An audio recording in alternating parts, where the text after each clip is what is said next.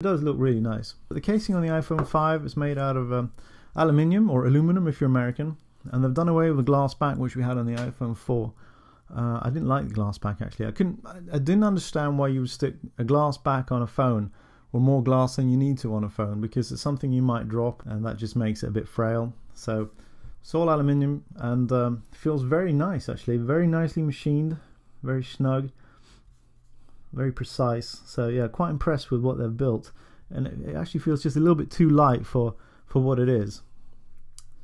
If we look at the phone, then some differences. The buttons on the side here, we've got the volume buttons and the mute switch. They're about the same, but I think on the iPhone 5 they feel more solid, probably been re-engineered.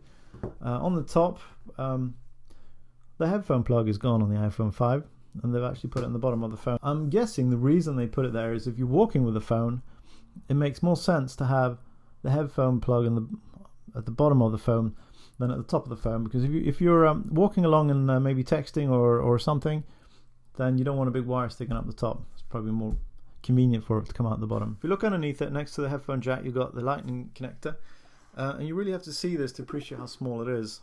And so it's really teeny actually. It's not even half of my fingernail. And I know they did this for space savings reasons. They really couldn't fit that big plug on there anymore. Everything in this phone is apparently very crammed in. There isn't a lot of space in there. Another difference then is the SIM card slot. We used to have micro SIMs for the iPhone 4 and 4S, and they've gone to nano SIMs now, which are even smaller. So I was a bit surprised. I expected this to be much smaller, but it was just a bit smaller.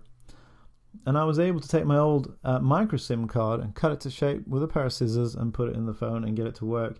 I wouldn't recommend you do this because I probably got lucky. It's probably better if you go to a phone shop